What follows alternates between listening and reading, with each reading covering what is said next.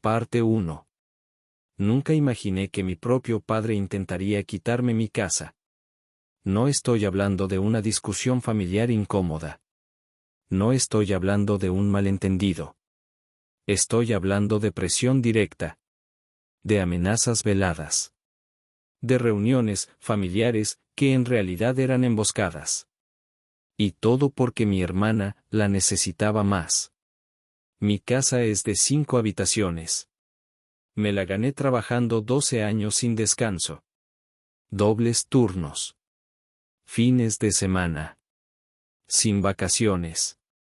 Mientras otros vivían cómodos con la ayuda de mis padres, yo estaba pagando cada centavo de mi hipoteca. Y cuando por fin la terminé de pagar, aparecieron. Mi padre fue el primero. Llegó una tarde sin avisar. Se sentó en mi sala como si aún fuera su territorio. Miró alrededor con una expresión que no era orgullo, era cálculo. Me dijo que la casa era demasiado grande para mí. Que mi hermana estaba pasando por un momento difícil. Que ella, con 2 hijos y muchas responsabilidades, necesitaba un espacio más adecuado. Yo pensé que estaba sugiriendo ayudarla a buscar algo. No. Quería mi casa. Así, sin rodeos. Me explicó que lo más justo sería que yo le cediera la propiedad a mi hermana. Que después de todo, yo era soltero, independiente y podía empezar de nuevo en algo más pequeño. Como si 12 años de mi vida fueran un juguete intercambiable. Al principio creí que era una broma de mal gusto. Pero no estaba bromeando. La conversación se volvió más tensa cuando mencionó que la familia siempre debía apoyarse. Que yo tenía la obligación moral de ayudar.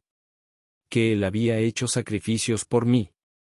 Sacrificios que, curiosamente, nunca incluyeron pagar mi universidad ni mi casa.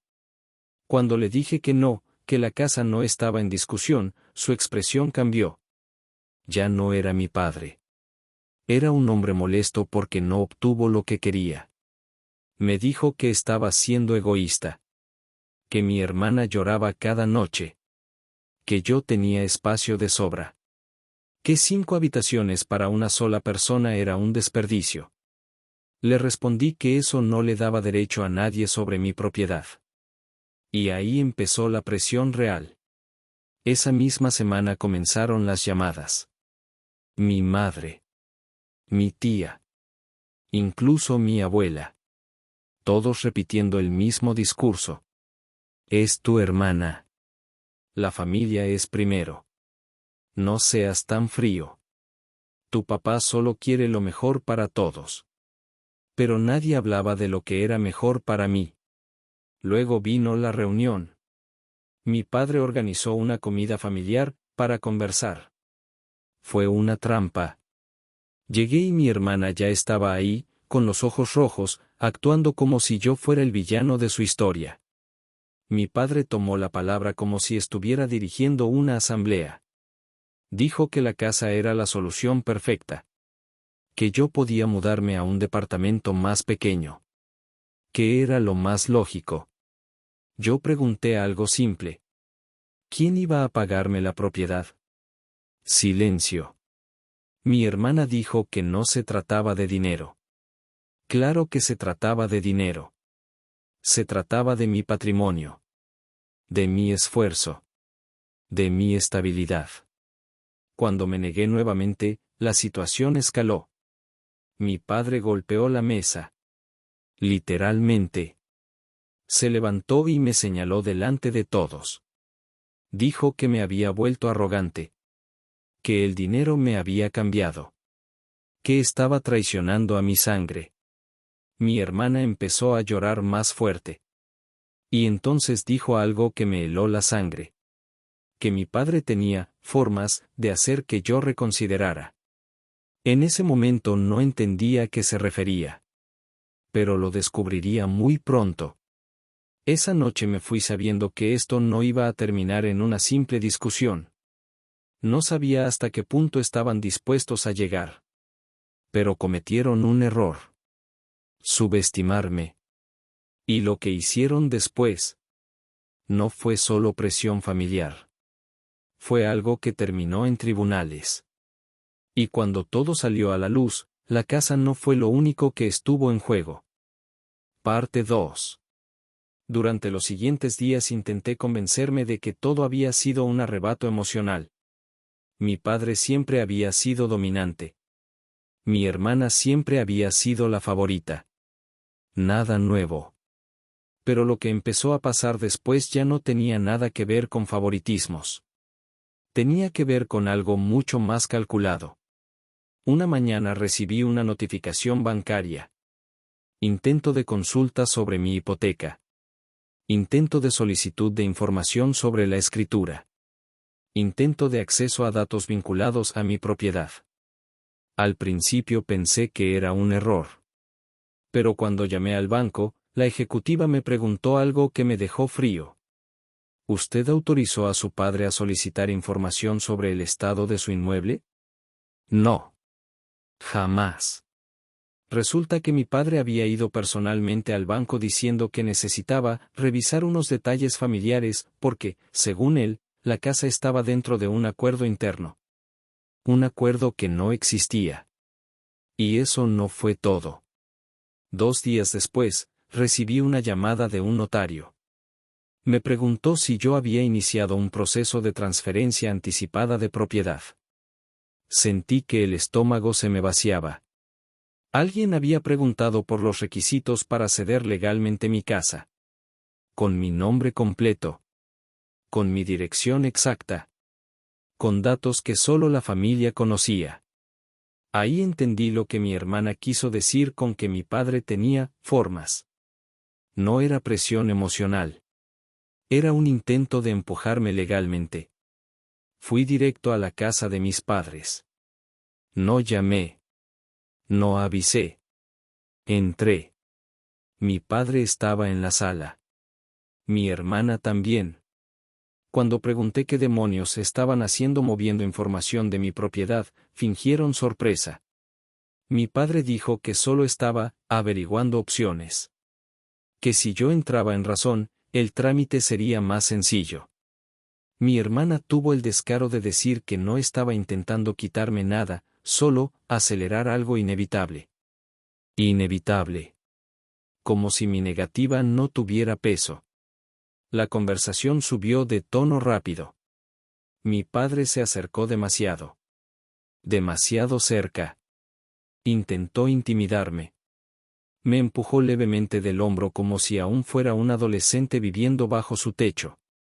Ahí fue cuando lo sujeté del brazo. Firme. No violento, pero firme.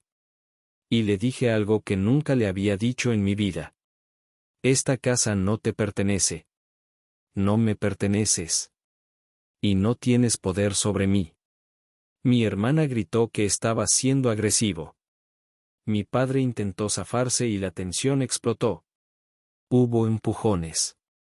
No fue una pelea abierta, pero fue suficiente para que la máscara familiar se rompiera por completo. Mi madre apareció llorando, pidiendo calma. Pero ya no había calma posible. Lo que más me impactó no fue el intento de mover mis papeles. Fue la convicción con la que actuaban. No parecían personas pidiendo ayuda. Parecían personas planeando una toma. Esa misma noche decidí hacer algo que ellos jamás imaginaron. Consulté a un abogado especializado en propiedad y fraude patrimonial. Y fue ahí donde descubrí algo aún peor. Mi padre no solo había preguntado por mi escritura. Había intentado argumentar que la casa formaba parte de un acuerdo familiar verbal ligado a un supuesto préstamo que él me habría hecho hace años. Un préstamo inexistente. Estaban construyendo una narrativa. Estaban preparando el terreno. Y si yo no reaccionaba a tiempo, podrían intentar algo mucho más serio. El abogado fue claro. Si siguen moviendo información, podemos denunciarlos por intento de fraude y usurpación de identidad. Fraude. Esa palabra cambió todo. Porque ya no estábamos hablando de discusiones. Estábamos hablando de delito. Y lo peor era que aún no sabía hasta dónde estaban dispuestos a llegar. Pero lo descubriría muy pronto. Y cuando lo hiciera, la familia dejaría de ser el escudo que ellos creían tener. Parte 3. Durante años pensé que el favoritismo de mi padre hacia mi hermana era solo eso, favoritismo.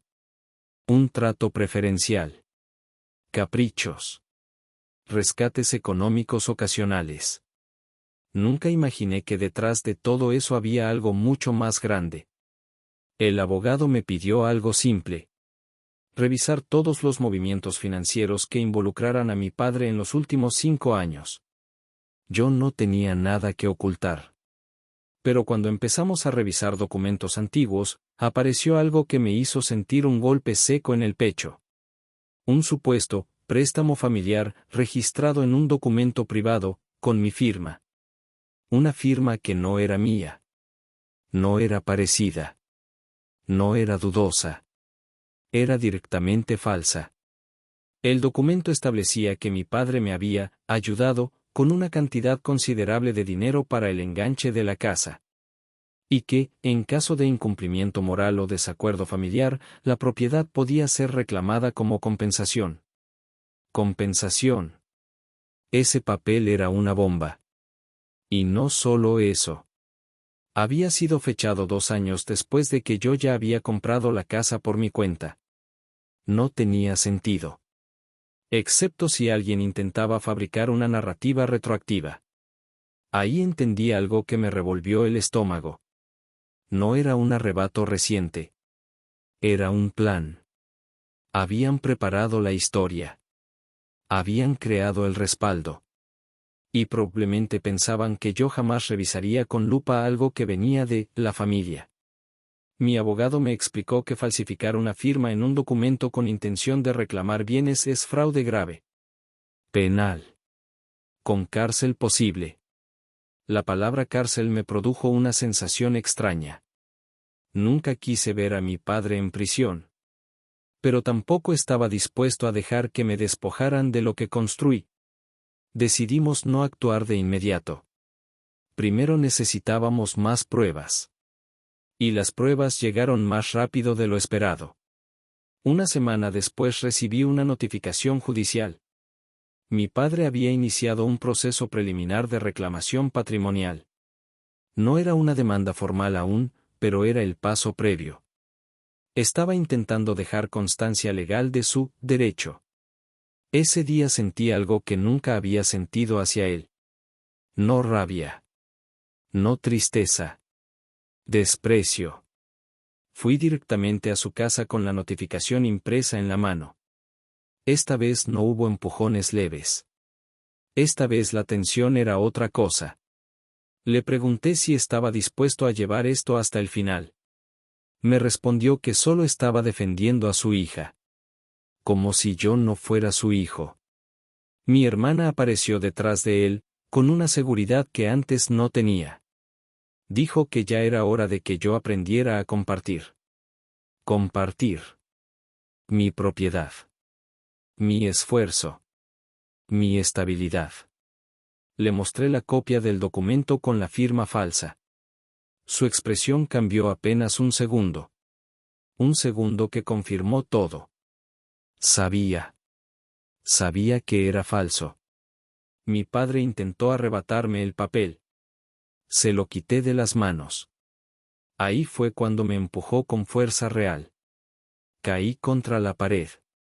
No fue una pelea limpia. Fue torpe, cargada de años de tensión acumulada. Lo sujeté del saco.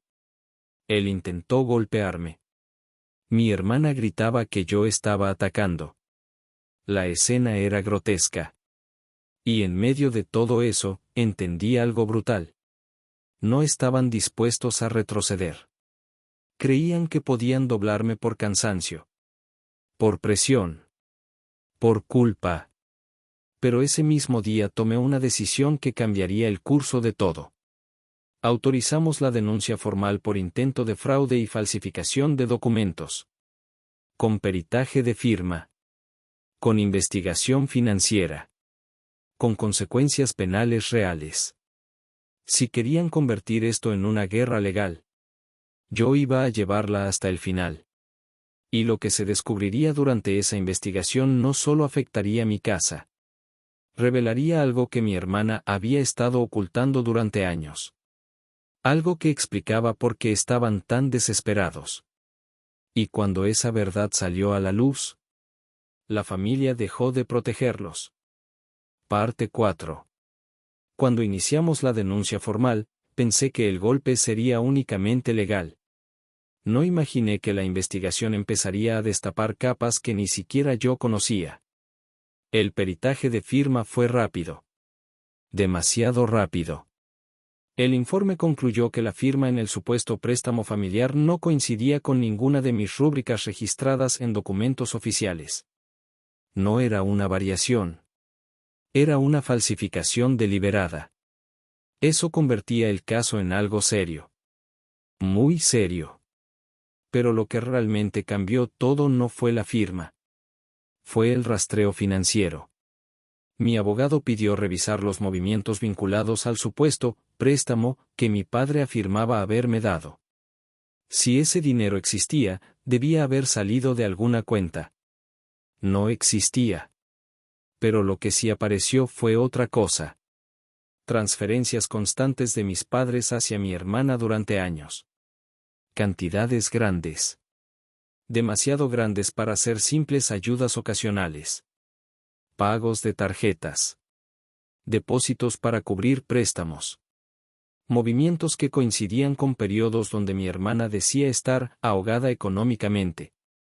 Y luego apareció lo que nadie esperaba. Una línea de crédito abierta a nombre de mi padre, usando como respaldo la expectativa de recuperación patrimonial familiar. Es decir, contaban con mi casa como si ya fuera suya. Mi estómago se tensó cuando el abogado lo explicó. No solo querían la casa por capricho. La necesitaban. Mi hermana estaba enterrada en deudas. Y mi padre había avalado varias de ellas. Si ella caía, él caía con ella. Y la única forma de cubrir el hueco era apropiarse de mi propiedad. No era favoritismo. Era supervivencia financiera disfrazada de moral familiar. Cuando enfrenté a mi padre con esa información, su reacción fue distinta a las anteriores. No gritó de inmediato. No golpeó la mesa. Guardó silencio. Un silencio pesado. Mi hermana, en cambio, perdió la compostura. Me acusó de traidor.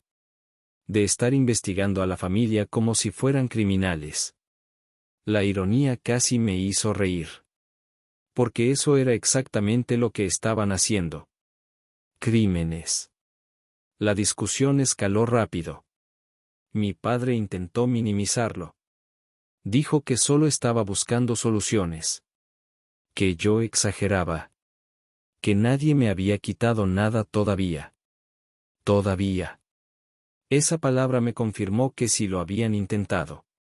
La confrontación física volvió a estallar cuando mi hermana, fuera de control, intentó arrebatarme los documentos financieros. Me empujó. Yo la aparté. Mi padre se interpuso. Hubo un forcejeo real. Sillas cayendo. Gritos. Mi madre llorando en una esquina. La escena era grotesca. Y en medio de ese caos, algo quedó claro. No estaban arrepentidos. Estaban acorralados. La investigación avanzó. Y entonces llegó el siguiente golpe. Una de las deudas de mi hermana no era simple crédito de consumo. Era una investigación por fraude comercial pendiente. Si se comprobaba, no solo habría embargo. Habría cargos penales. Y mi padre había firmado como garante. Eso explicaba la urgencia. Eso explicaba la agresividad. Eso explicaba por qué estaban dispuestos a falsificar documentos. Necesitaban liquidez inmediata. Necesitaban un activo fuerte. Necesitaban mi casa. Pero ahora el problema era otro. Al intentar apropiarse de mi propiedad mediante falsificación, habían abierto la puerta a una causa penal mucho más grande. Y cuando la fiscalía tomó el caso formalmente, ya no era un asunto familiar. Era un proceso judicial. Y ahí fue cuando comprendí algo brutal. La casa era solo el inicio. Lo que estaba a punto de ocurrir iba a destruir la imagen de familia ejemplar que tanto defendían. Y esta vez, no habría manera de esconderlo. Parte 5. Cuando la fiscalía aceptó formalmente el caso, la dinámica cambió por completo.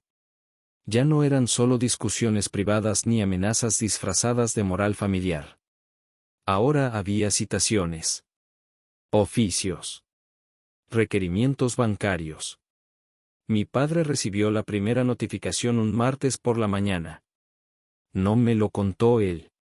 Me enteré porque mi madre me llamó llorando, diciendo que estaba destruyendo a la familia.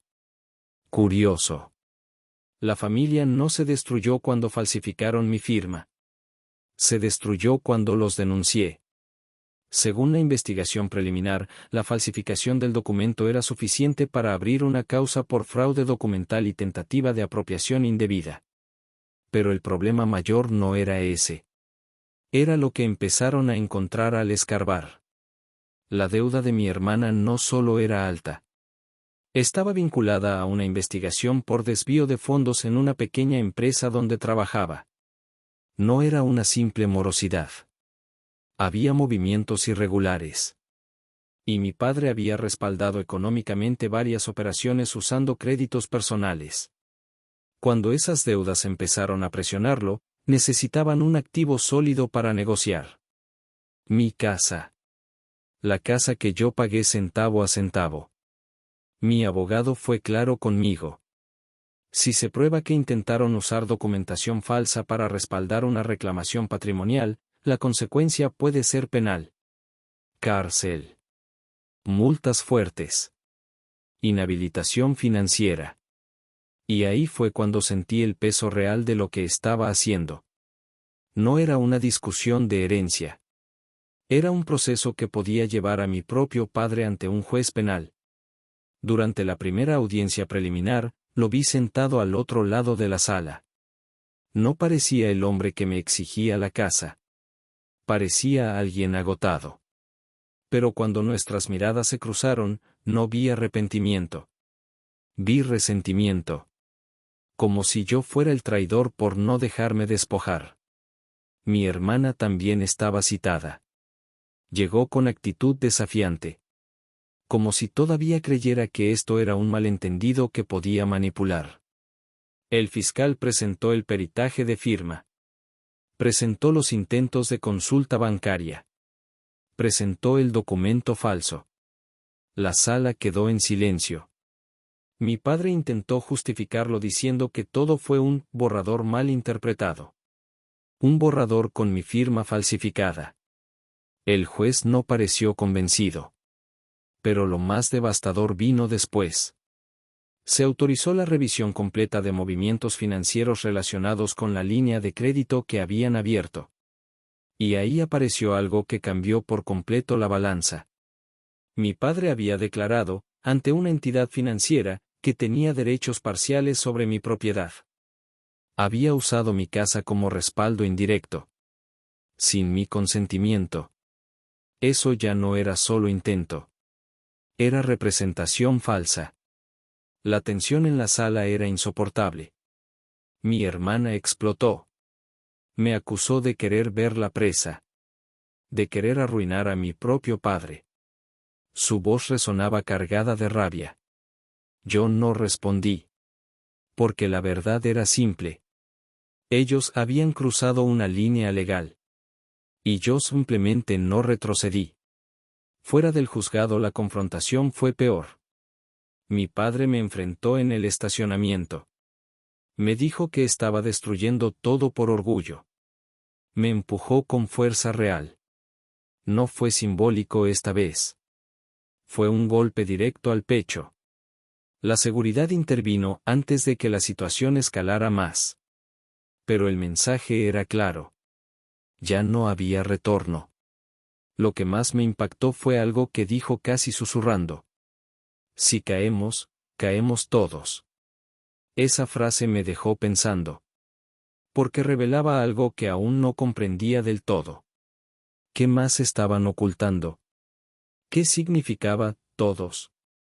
La investigación apenas estaba comenzando. Y cada nuevo documento que aparecía hacía que el caso fuera más grande. Mucho más grande de lo que yo imaginé cuando simplemente dije no a entregar mi casa. Y cuando la siguiente audiencia fijó medidas cautelares, supe que la tormenta apenas empezaba. Parte 6. La frase de mi padre no dejó de resonar en mi cabeza durante días. Si caemos, caemos todos. No sonaba a advertencia vacía. Sonaba a confesión. En la siguiente audiencia, la fiscalía pidió medidas cautelares mientras avanzaba la investigación. No era una condena aún, pero sí restricciones claras, prohibición de acercamiento a mi domicilio, limitación para mover ciertos fondos y obligación de presentarse periódicamente ante la autoridad. Ver a mi padre escuchar esas condiciones fue extraño. Era el hombre que siempre controlaba todo. Y ahora alguien más le estaba imponiendo reglas. Mi hermana perdió la compostura en plena sala. Protestó, dijo que todo era exagerado, que yo estaba manipulando la situación. El juez le pidió silencio. Fue la primera vez que vi que su dramatismo no surtía efecto. Pero lo que realmente cambió el rumbo del caso fue el análisis ampliado de la línea de crédito. La fiscalía descubrió que mi padre no solo había declarado tener expectativa de recuperación patrimonial familiar. Había adjuntado una copia simple del documento falsificado como respaldo preliminar. Eso significaba que el papel no era solo una amenaza. Había sido usado activamente. El intento ya no era hipotético. Era ejecutado. Cuando mi abogado me explicó eso, entendí que el proceso iba a endurecerse. Y entonces llegó el golpe más fuerte. En el rastreo financiero apareció una transferencia grande, meses atrás, desde una cuenta conjunta de mis padres hacia una empresa vinculada indirectamente con la investigación por fraude comercial donde estaba implicada mi hermana. Ese dinero no era ahorro común. Había salido de un crédito personal ampliado usando la supuesta seguridad futura de activos familiares. Entre esos activos, mencionaban mi propiedad. Mi casa. No legalmente. Pero sí como expectativa. Eso convertía la narrativa en algo más grave, estaban generando obligaciones económicas apoyándose en un bien que no les pertenecía. Cuando enfrenté a mi padre con esa información, no lo hice en su casa esta vez. Lo hice en la oficina de su abogado. Ambos sabían que la evidencia se estaba acumulando. Le pregunté directamente por qué había llegado tan lejos. No respondió de inmediato. Su abogado habló de desesperación financiera. Mi padre finalmente admitió algo que nunca antes había dicho. Que las deudas de mi hermana eran insostenibles.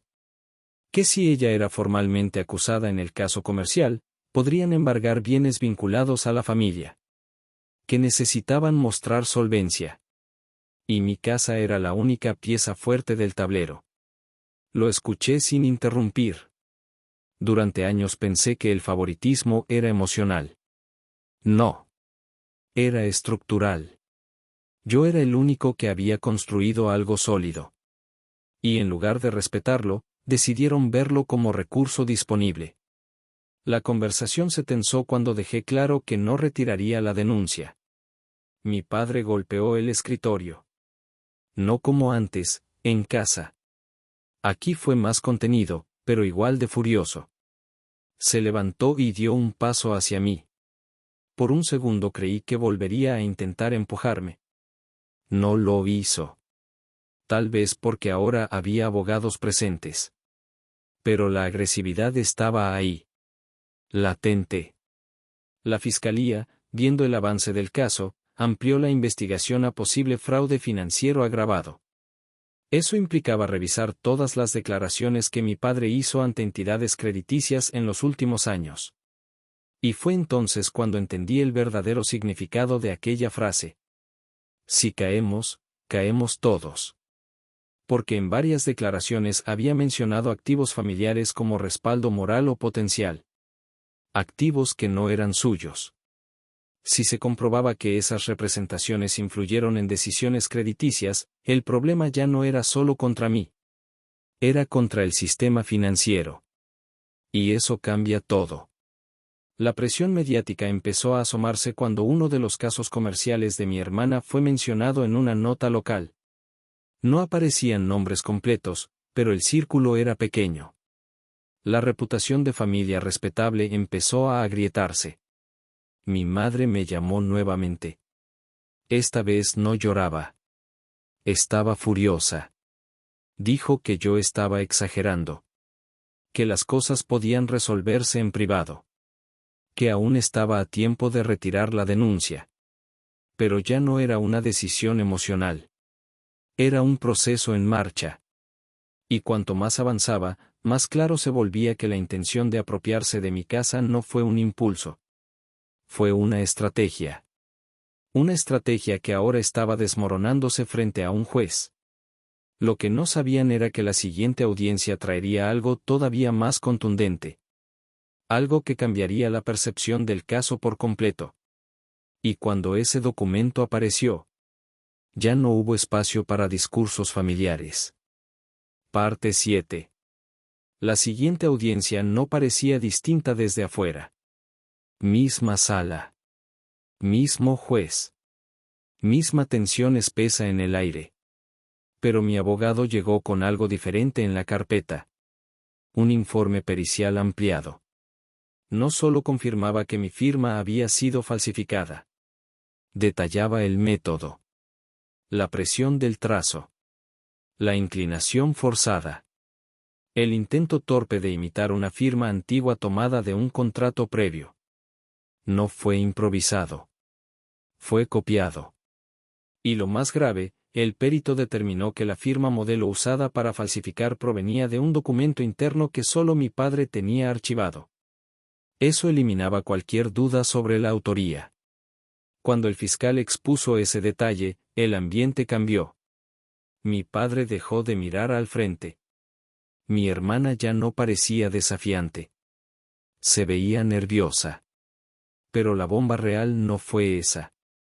Fue el cruce de comunicaciones. La fiscalía había solicitado registros de mensajes entre mi padre y mi hermana relacionados con el documento. Yo no sabía que habían llegado tan lejos. El juez autorizó la incorporación de extractos relevantes. No se leyeron todos. Pero lo suficiente.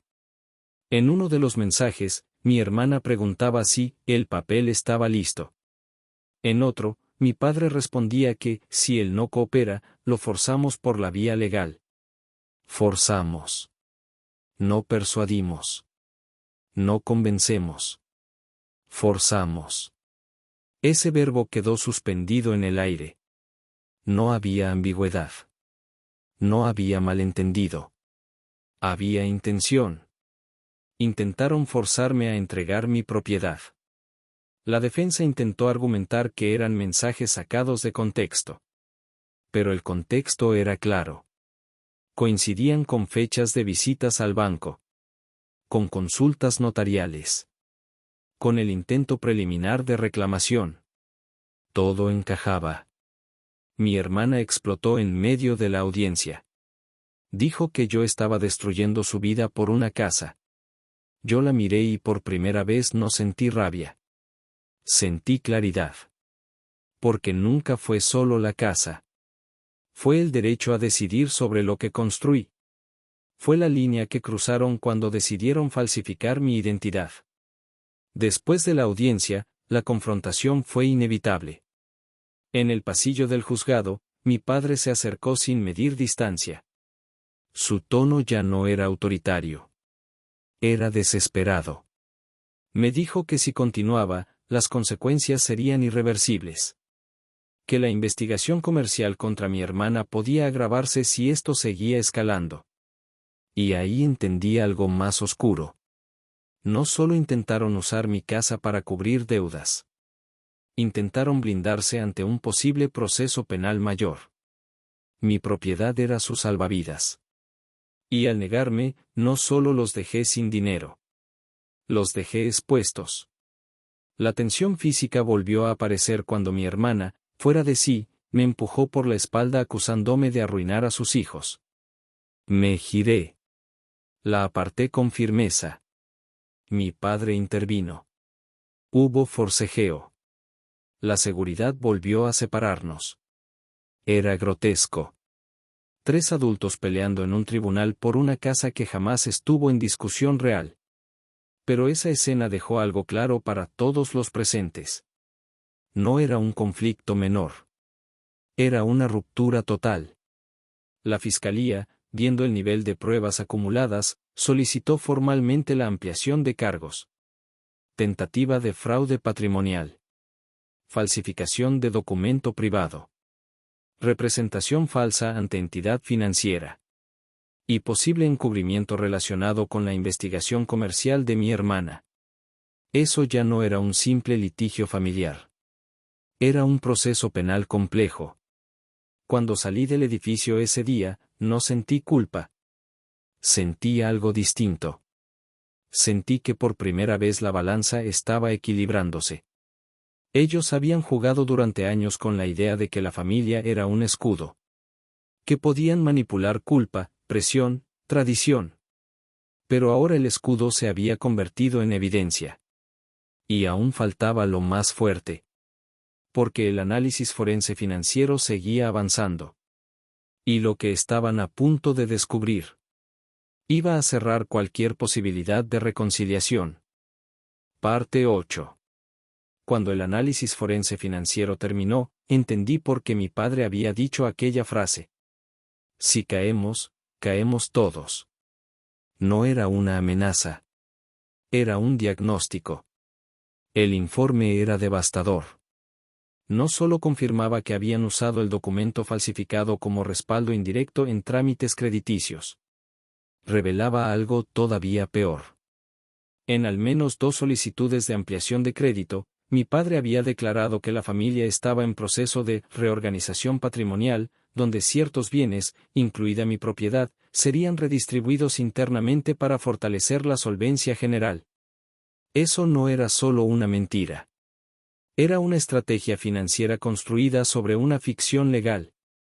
Mi casa figuraba como activo potencial dentro de planes que yo jamás autoricé.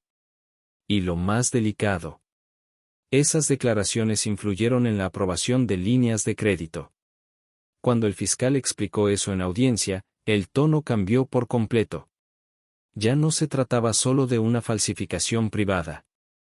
Se trataba de haber inducido a error a entidades financieras usando información falsa. Eso eleva todo. Mi hermana, que hasta entonces intentaba mantener postura desafiante, empezó a perder el control. El informe también vinculaba transferencias recibidas por ella justo después de las ampliaciones de crédito. Dinero que coincidía con pagos urgentes relacionados con su investigación comercial. Era una cadena. Crédito ampliado, dinero liberado, deudas de mi hermana cubiertas temporalmente. Y el respaldo moral de todo eso era mi casa. Sin mi consentimiento. Sin mi conocimiento. Cuando el juez leyó los puntos clave, el silencio fue absoluto. La defensa intentó argumentar que las menciones a mi propiedad eran referencias familiares imprecisas. Pero el problema no era la imprecisión. Era el efecto. Las entidades aprobaron créditos bajo la impresión de que existía respaldo patrimonial sólido. Y ese respaldo no era real. Ahí comprendí que el caso había cruzado un punto sin retorno. Ya no era un pleito entre padre e hijo. Era un expediente penal con múltiples aristas. Fuera de la sala, la confrontación fue brutal. Mi padre ya no gritaba. Su enojo se había transformado en algo más oscuro. Se me acercó lo suficiente como para que solo yo escuchara. Me dijo que estaba dispuesto a arreglarlo si retiraba la denuncia. Ofreció transferirme dinero. Ofreció firmar un reconocimiento. Ofreció lo que fuera. Pero el problema era que ya no dependía solo de mí. La fiscalía tenía el caso. Y las pruebas eran sólidas. Mi hermana, en un arranque desesperado, me acusó públicamente en el pasillo de querer verla presa. Intentó empujarme otra vez. Esta vez reaccioné antes. La sujeté de los brazos para detenerla. La seguridad intervino de inmediato. Las miradas de otros abogados y personas en el tribunal lo decían todo. La familia ejemplar ya no existía. Solo quedaba el expediente. Esa noche recibí otra llamada de mi madre. No lloraba. No gritaba. Solo dijo algo que terminó de cerrar cualquier duda moral que pudiera quedarme. Si hubieras entregado la casa desde el principio, nada de esto estaría pasando. No se disculpó. No condenó la falsificación. No mencionó el fraude. Solo lamentó que yo no cediera. Ahí entendí que nunca se trató de justicia familiar. Se trató de conveniencia. La fiscalía anunció que solicitaría audiencia de imputación formal. Eso significaba cargos concretos. Posibles medidas más restrictivas. Y eventualmente, juicio. El abogado me explicó que el panorama para ellos no era favorable. Había evidencia documental, pericial y financiera. Había intención demostrada. Había beneficio económico obtenido. Todo eso pesa. Esa noche dormí en mi casa de 5 habitaciones. Recorrí cada espacio en silencio. No por nostalgia. Por convicción. Porque por primera vez sentí que no solo defendía un inmueble. Defendía el límite.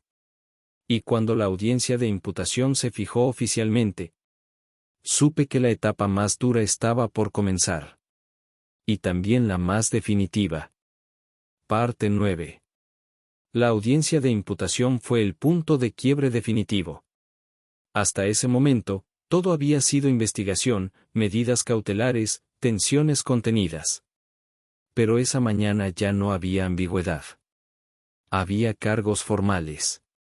La fiscalía presentó la imputación por falsificación de documento privado, tentativa de apropiación indebida, representación falsa ante entidad financiera y posible participación en maniobras vinculadas al caso comercial de mi hermana. Escuchar esas palabras en voz alta, en una sala oficial, fue extraño. No sentí triunfo inmediato. Sentí peso. Pero no retrocedí. Mi padre estaba sentado rígido, mandíbula tensa. Mi hermana parecía mucho más pequeña de lo habitual. El juez explicó las implicaciones. Proceso penal abierto. Restricciones ampliadas. Embargo preventivo sobre ciertos bienes mientras avanzaba el caso. Y ahí vino el golpe que nadie esperaba. Para cubrir posibles responsabilidades civiles derivadas del fraude financiero, se ordenó el congelamiento temporal de la línea de crédito que habían usado. Eso significaba que las deudas que estaban sosteniendo con ese dinero volvían a quedar expuestas. Sin colchón. Sin respaldo. Mi hermana perdió el control. Acusó al sistema. Me acusó a mí. Dijo que todo era desproporcionado. Pero el juez fue claro. Las medidas eran consecuencia directa de la evidencia presentada. No de mi voluntad. Cuando salimos al pasillo, la confrontación fue inevitable. Mi padre me interceptó antes de llegar al ascensor. Ya no había arrogancia en su postura. Había furia mezclada con miedo. Me dijo que estaba dispuesto a enfrentarlo todo antes que admitir culpa. Que si esto llegaba a juicio completo, no habría vuelta atrás.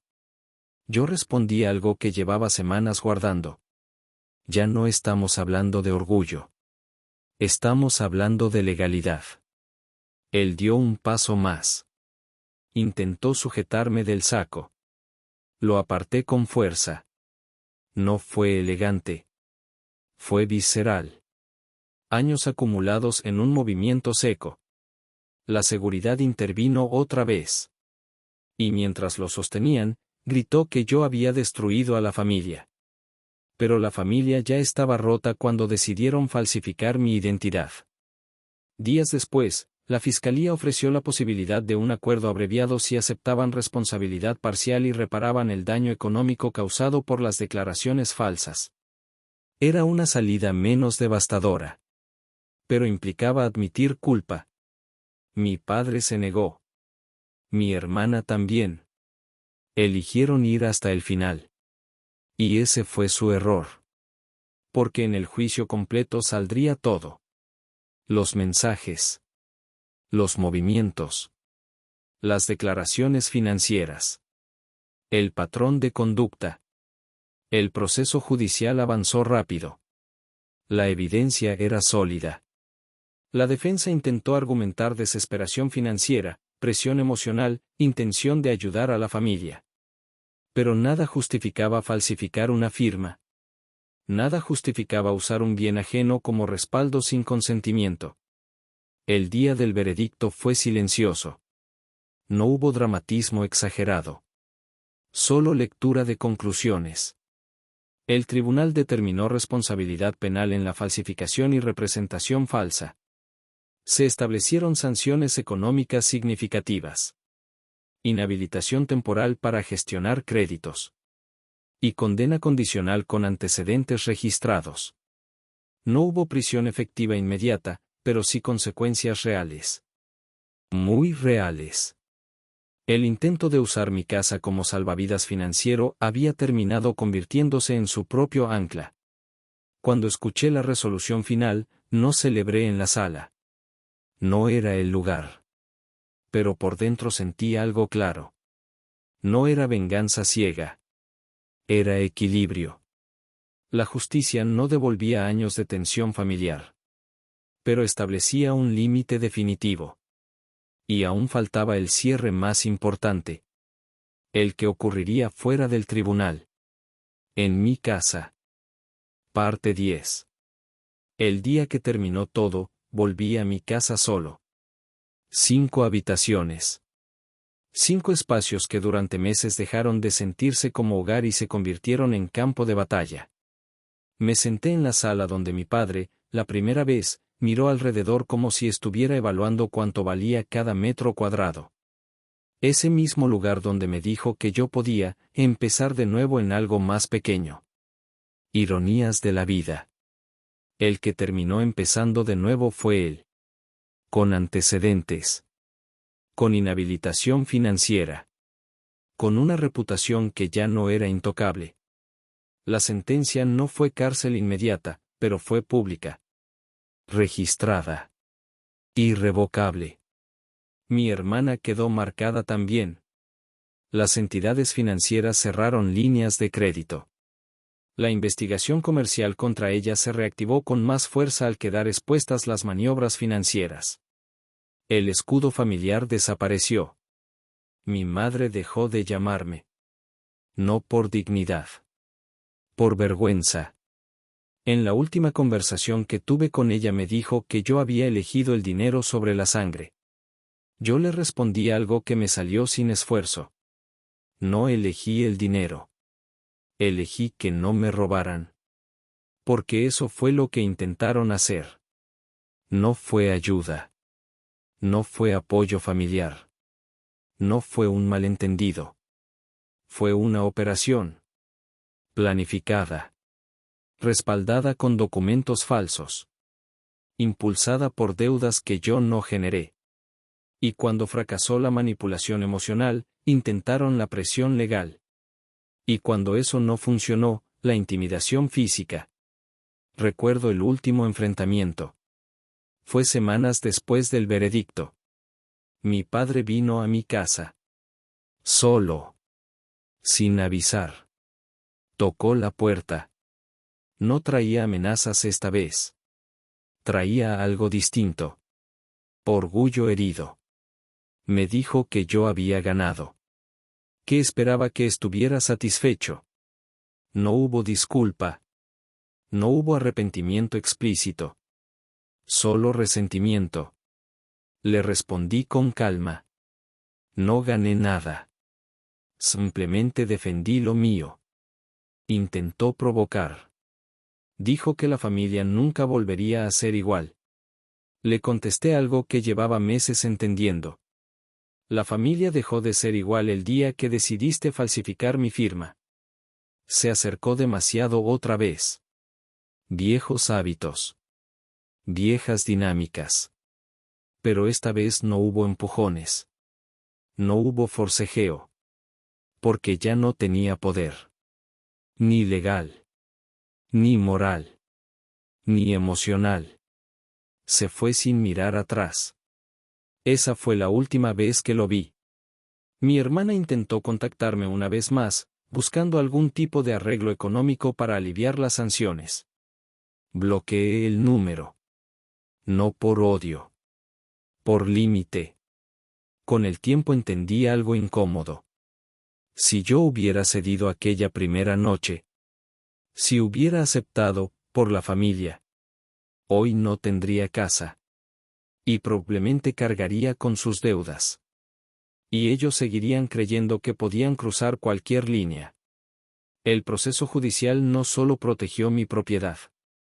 Reescribió las reglas. Ya no soy el hijo que puede presionarse con culpa. No soy el hermano que debe sacrificar estabilidad para cubrir errores ajenos. Soy el hombre que dijo no. Y sostuvo ese no hasta el final.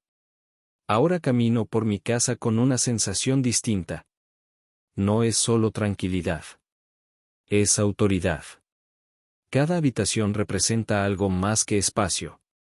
Representa el límite que defendí. El precio fue alto. La familia, como la conocía, terminó rota. Pero prefiero una verdad incómoda a una mentira cómoda. Ellos apostaron a que yo cedería. A que el peso emocional sería suficiente. Se equivocaron. Intentaron quitarme mi casa. Intentaron usar mi nombre. Intentaron forzarme. Y terminaron enfrentando a un juez. Si algo aprendí de todo esto es simple. La sangre no da derecho. Y el silencio no es obligación.